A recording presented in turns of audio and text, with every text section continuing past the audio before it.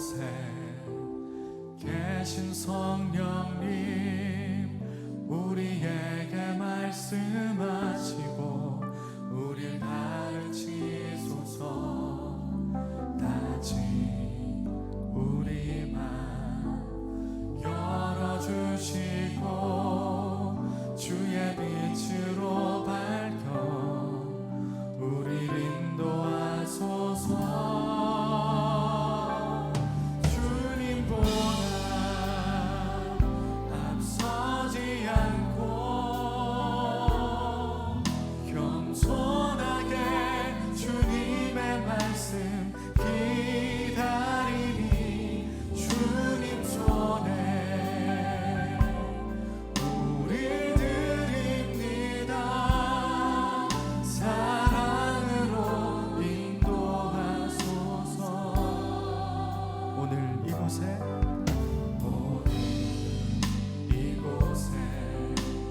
계신 성령님, 우리에게 말씀하시고 우릴 가르치소서.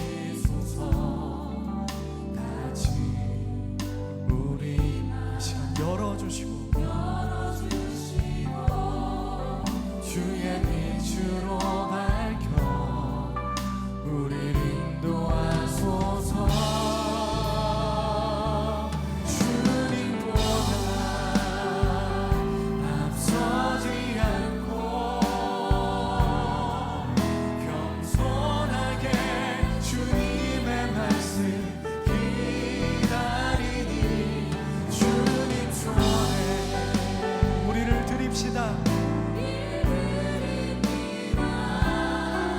사랑으로 다시 한번 찬양합니다. 오늘 이곳에 계신 성령님, 오늘 이곳에 계신 성령님, 우리에게 말씀하시고 우릴 가르치소서.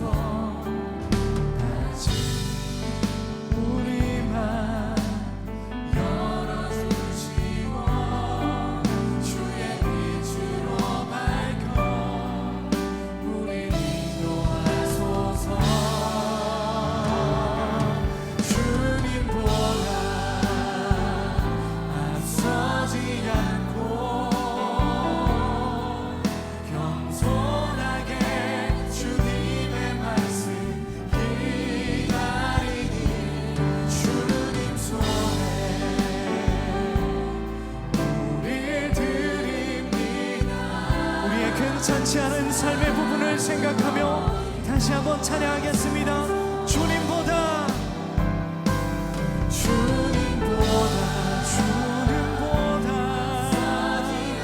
앞서지 않고 겸손하게 주님의 말씀 기다리니 주님 손에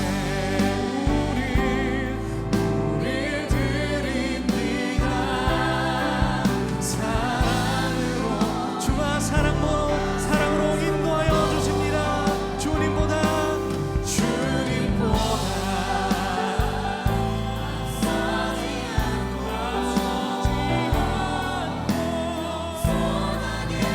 주님의 말씀 기다리니 주님 손에 우릴 드립니다. 사랑으로 인도하소서.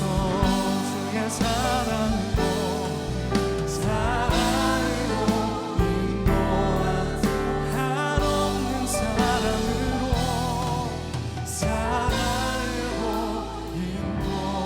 인도하소서. 오늘도 우리를 그의 사랑으로 인도하실 그 주님 앞에 우리를 드립니다.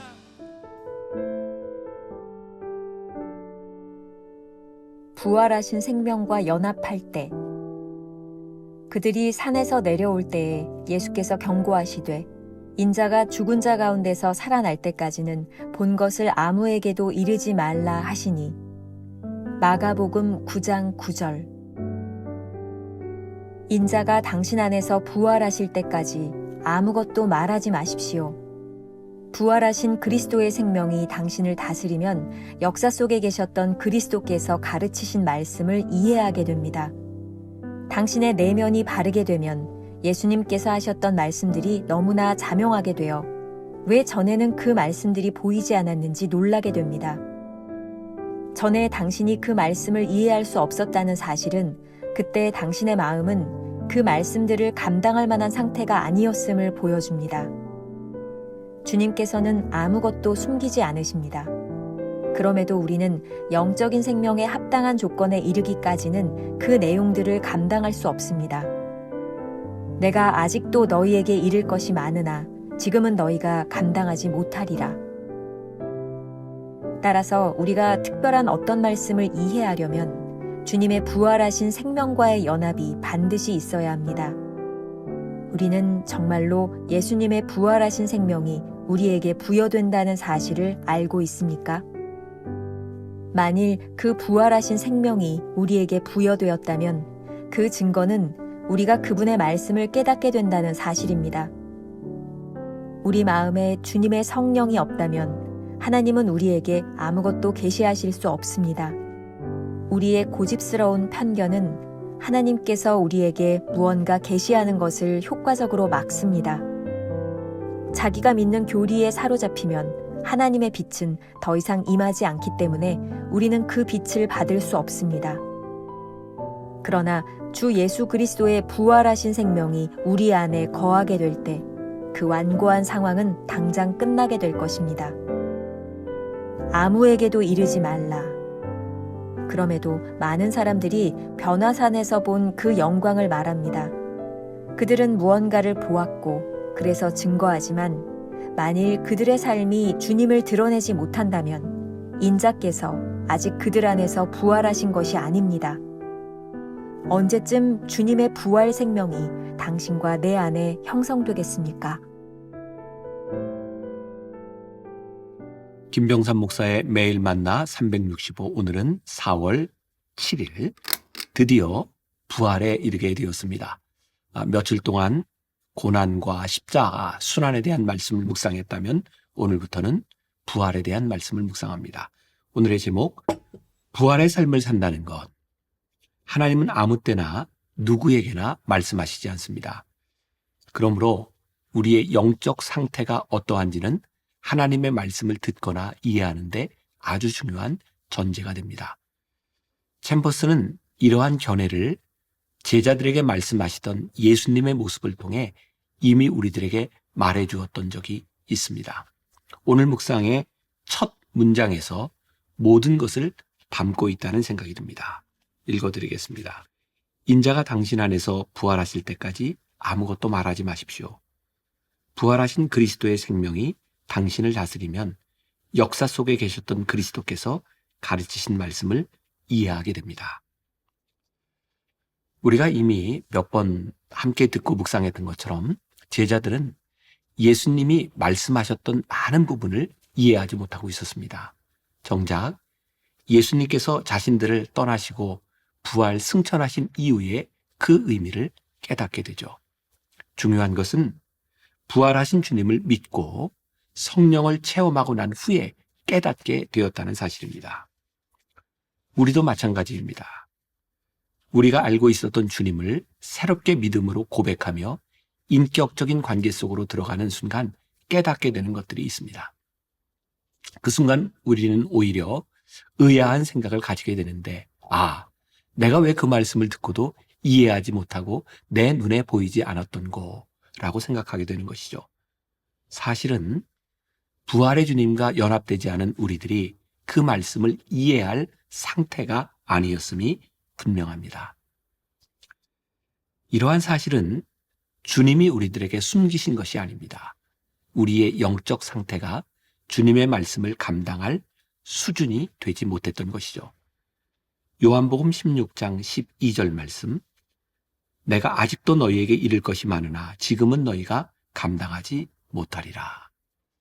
그러므로 우리가 특별한 주님의 말씀을 이해하려면 부활하신 주님의 생명과 연합되어야 합니다.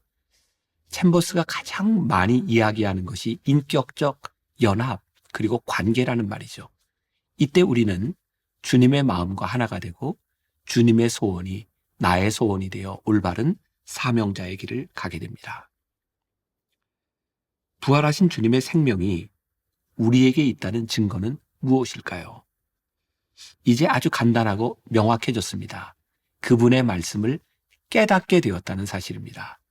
그분의 말씀을 깨닫게 되었다는 것은 우리 안에 성령님께서 계시다는 증거입니다. 그러니 오늘 말씀을 묵상하다 주님의 말씀이 깨달아진다면 성령께서 내 속에 역사하고 계심을 의심하지 말아야 합니다. 제가 미국에서 유학하던 시절 아주 인상적이었던 장면이 하나 있었습니다. 1990년대 중반에 미국에서 있었던 영적 대각성 운동인데 Promise Keepers, 약속을 지키는 사람들이라는 남성들의 회개 운동이었습니다. 그 당시 대형 경기장에 모인 남자들이 무릎을 꿇고 눈물을 흘리던 장면이 굉장히 인상적이었고 그 당시에 흔히 보이던 모습이었습니다. 특히 이 프라미스 키퍼스의 주제가였던 나의 만족과 유익을 위해라는 찬양을 부르며 눈물을 뚝뚝 흘리던 장면이 눈에 선합니다. 이런 찬양이죠. 나의 만족과 유익을 위해 가지려 했던 세상 일들 이젠 모두 다 해로 여기고 주님을 위해 다 버리네. 2절 가사가 좋습니다. 부활의 능력 체험하면서 주의 고난에 동참하고 주의 죽으심 본을 받아서 그의 생명에 참여하네. 내 안에 가장 귀한 것 주님을 알미라. 모든 것 되시며 의와 기쁨 되신 주, 모든 것 되시며 의와 기쁨 되신 주. 이렇게 찬양하며 많은 남자들이 눈물을 뚝뚝 흘리고 있었어요. 부활하신 주님이 우리 가운데 역사하실 때 성령께서 깨닫게 하시는 것이 있습니다. 그것으로 인해 진심으로 무릎을 꿇고 기도하게 되어 있습니다. 이것이 증거입니다. 문제는 이러한 성령의 역사 그리고 주님과의 연합을 가로막는 것이 무엇인지를 우리가 아는 것입니다. 챔버스는 이렇게 말합니다. 우리의 고집스러운 편견은 하나님께서 우리에게 뭔가 계시하시는 것을 효과적으로 막습니다. 자기가 믿는 교리에 사로잡히면 하나님의 빛은 더 이상 임하지 않기 때문에 우리는 그 빛을 받을 수 없습니다. 이 부분도 오늘 묵상을 하면서 많은 것을 이렇게 생각하게 또 깊이 생각하게 만들었습니다. 조금은 혼란스럽게 느껴지는 부분이기도 합니다. 부활의 주님이 내 안에 계실 때 우리가 깨닫게 되는 것이 있는데 우리의 고집과 편견이 이를 막고 있습니다. 그로 인해 부활하신 주님의 빛이 우리 속에 들어오지 못합니다. 그러면 어떻게 하라는 말입니까? 무엇이 먼저일까요? 말씀을 묵상하다가 이런 답을 한번 생각해 보았습니다. 혹시 하나님의 말씀이 내가 들어오지 않을 때 자신의 고집이 작동하고 있는 것은 아닌지 생각하십시오. 그리고 성령님의 도우심을 요청해야 합니다. 또한 어느 순간 하나님의 말씀이 이해되고 내 안으로 들어오는 때 성령님의 도우심이 있음을 믿으며 환영하십시오. 이것은 도식적인 어떤 관계로 이해되는 것이 아닙니다. 우리의 영이 민감하게 준비되어 있어야 하는 것입니다. 그리스도인이란 부활의 주님으로 인해 인생을 사는 사람들이 아닐까요? 오래전 CTS 텔레비전에서 만든 회상이라는 다큐멘터리를 본 적이 있습니다. 미국 노스캐롤라이나 블랙마운틴에 나이 든 분들이 모여 살고 있습니다. 대부분 90세를 훌쩍 넘기신 분들이고 100세가 넘은 분들도 있습니다. 그런데 그들은 미국인임에도 불구하고 유창하게 한국말을 합니다. 수십 년 전에 한국에 와서 선교사로 평생을 헌신했던 분들이기 때문입니다. 그분들을 인터뷰한 내용 중에 굉장히 인상적인 것이 있었습니다. 어떤 선교사님은 한국 전쟁 이후 먹을 것이 없어서 막대기를 먹은 사람을 수술한 이야기를 했고, 어떤 분은 당시 우리나라 아이들이 2살이 되기 전에 죽었던 이유가 뱃속에 기생충 때문이었다며 한 아이를 수술했을 때 배 안에서 1000마리가 넘는 기생충을 발견한 이야기를 하기도 했습니다.